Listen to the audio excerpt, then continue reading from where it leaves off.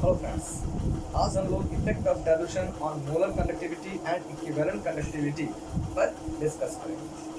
Previous lecture में हम लोगों ने effect of dilution on conductance और कंडक्टिविटी पर डिस्कस किया, जिससे हम लोगों ने ये देखा कि डाइल्यूशन इंक्रीज होने पर वॉल्यूम इंक्रीज करता है, वॉल्यूम इंक्रीज होने पर concentration of electrolytic substance decrease करता है। जब कंसंट्रेशन डिक्रीज करता है तो डिग्री ऑफ डिसोसिएशन इंक्रीज होता है, और जब डिग्री ऑफ डिसोसिएशन इंक्रीज होता है तो number of ions in electrolytic solution increase करता है, और जब नंबर ऑफ आयंस इंक्रीज करता है तो कंडक्टेंस इंक्रीज होता है। ठीक है, लेकिन कंडक्टिविटी डिक्रीज हो रहा है। इन सब के बारे में डिस्कस हम लोगों ने प्रीवियस लेक्चर में कर लिया। ठीक है, आज हम डिस्कस करेंगे effect of dilution on molar conductivity and equivalent conductivity. चलिए देखते हैं। मोलर कंडक्टिविटी से हम जानते हैं कि molar conductivity is equal to K into 1000 upon molarity. इसे हम इक्वेशन 1 ले लेते हैं। ठीक, उसी प्रकार equivalent conductivity is equal to K into 1000 upon N। Let the equation second. ठीक है, यहाँ पर M और N both are the concentration terms. M और N both are the concentration terms. ठीक है, it is called molarity, it is called normality. और हम जानते हैं molarity is equal to number of moles upon volume in litre. ठीक है, इसे हम इक्वेशन 3 ले लेंगे। ठीक, and normality is equal to number of gram equivalent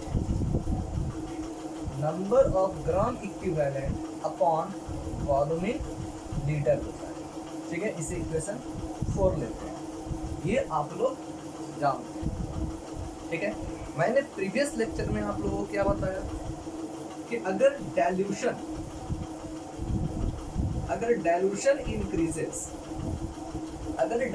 increases then volume of electrolytic solution also भी इंक्रीजेस। और जब वॉल्यूम इंक्रीज करेगा तो मैंने आपको बताया concentration of electrolytic substance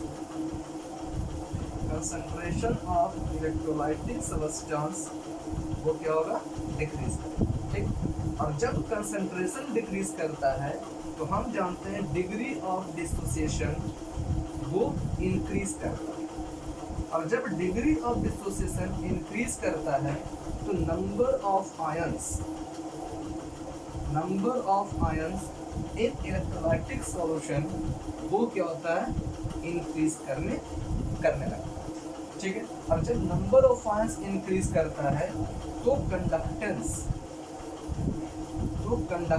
increase करता है। ठीक है, बट द कंडक्टिविटी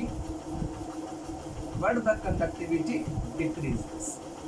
ठीक है, और कंडक्टिविटी डिक्रीज क्यों करता है, कंडक्टेंस इंक्रीज क्यों करता है, इसके बारे में हम लोगों ने प्रीवियस लेक्चर में देख लिया।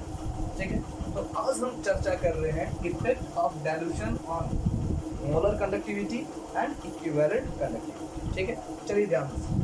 अब कह रहा है कि अगर कंडक्टिविटी डिक्रीजेस, ठीक है, then from equation 1 and 2 we can see, अगर कंडक्टिविटी डिक्रीज करेगा तो मोलर कंडक्टिविटी भी क्या होगा, डिक्रीज करेगा। इक्विवेलेंट कंडक्टिविटी क्या होगा, ये भी डिक्रीज करेगा। ठीक है, ये भी डिक्रीज करेगा। क्यों? क्योंकि डायरेक्टली प्रोपोर्शनल में है, ये बढ़ेगा तो ये बढ़ेगा, ये बढ़ेगा तो ये बढ़ेगा। ठीक है, तो यानी कहने का मतलब अगर कंडक्टिविटी डाइल्यूशन करने पर डिक्रीज हो रहा है तो निश्चित रूप से मोलर कंडक्टिविटी भी डिक्रीज होना चाहिए, है ना। उसके बाद इक्विवेलेंट कंडक्टिविटी भी डिक्रीज होना चाहिए। ठीक है, यहाँ तक है ना। यानी अभी जो कंडीशन आ रहा है, कंडीशन के अनुसार हम क्या सोच रहे हैं कि मोलर कंडक्टिविटी डिक्रीज करेगा, इक्विवेलेंट कंडक्टिविटी डिक्रीज करेगा। लेकिन यहाँ पर एक टर्म और भी है जो क्या है कंसंट्रेशन टर्म है, और इस कंसंट्रेशन टर्म पर भी मोलर कंडक्टिविटी डिपेंड करता है। यानी molar conductivity depends on conductivity, equivalent conductivity also depends on conductivity, ठीक है। लेकिन इसके साथ साथ ये दोनों कंसंट्रेशन टर्म मोलरिटी और नॉर्मलिटी पर भी डिपेंड करता है, ठीक है। तो सोचिए, अगर कंडक्टिविटी अगर मान लिया बढ़ रहा है और मोलर कंडक्टिविटी अगर बढ़ रहा है, ठीक है, तो एक डायरेक्टली प्रोपोर्शनल में है, एक इनवर्सली प्रोपोर्शनल में है, निश्चित रूप से कुछ ना कुछ इफेक्ट जरूर करेगा, ठीक है। तो अगर कंसंट्रेशन टर्म बढ़ रहा है या घट रहा है कंडक्टिविटी के साथ साथ, तो आखिर मोलर कंडक्टिविटी पर क्या इफेक्ट पड़ेगा, ठीक है। अब हम क्या करेंगे, दोनों को डिस्कस करेंगे, ठीक है। तो एक डिस्कस तो हम कर चुके हैं कि अगर कंडक्टिविटी अगर मान लो डिक्रीज करता है तो मोलर कंडक्टिविटी डिक्रीज करेगा, ठीक है। साथ साथ इक्विवेलेंट कंडक्टिविटी भी डिक्रीज करेगा, ठीक है। अब हम बात कर रहे हैं कंसंट्रेशन टर्म मोलरिटी और नॉर्मलिटी। ध्यान दीजिए, मोलरिटी का मतलब है, हम आपको बताएं कि number of moles present in 1 litre of solution, यानी वॉल्यूम इन लीटर। अब सोचिए, अगर वॉल्यूम इंक्रीज करेगा तो क्या होगा, मोलरिटी डिक्रीज करेगा।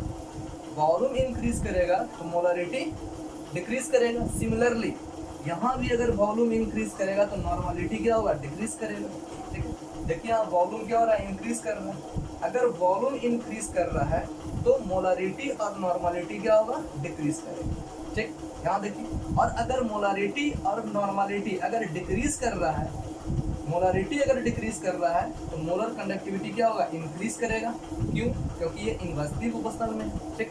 तो अगर क्या है, कंसंट्रेशन टर्म मोलरिटी अगर डिक्रीज करता है तो मोलर कंडक्टिविटी इंक्रीज करेगा। सिमिलरली अगर नॉर्मलिटी अगर डिक्रीज कर रहा है तो इक्विवेलेंट कंडक्टिविटी इंक्रीज करेगा, ठीक है। तो अब आप कहिएगा कि अगर हम कंडक्टिविटी का यूज कर रहे हैं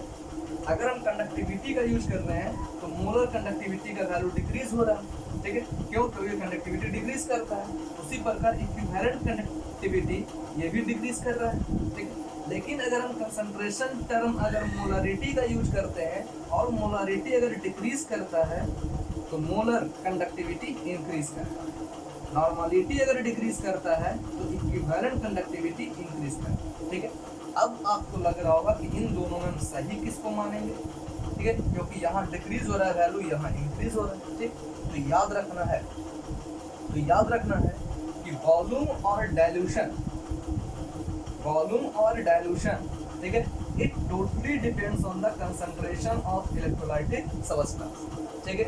इसलिए यहाँ पर जो होगा कंसंट्रेशन टर्म जो होगा वो डोमिनेटिंग फैक्टर होगा, ठीक है। और जब कंसंट्रेशन टर्म डोमिनेटिंग फैक्टर होगा तो हम इस फैक्टर को, यानी हम इस रिलेशन को सही मानेंगे, ठीक है, क्योंकि यहाँ पर कंसंट्रेशन टर्म जो होगा वो डोमिनेटिंग फैक्टर होगा। इसलिए अगर हम कंसंट्रेशन टर्म को डोमिनेटिंग फैक्टर मानते हैं तो उस केस में कंडक्टिविटी क्या होगा, इंक्रीज करेगा, है ना, मोलर कंडक्टिविटी और इक्विवेलेंट कंडक्टिविटी, ठीक है। तो अब आपको समझ में आया होगा कि अगर कंसंट्रेशन टर्म डिक्रीज करेगा तो मोलर कंडक्टिविटी और इक्विवेलेंट कंडक्टिविटी इंक्रीज करेगा। क्यों?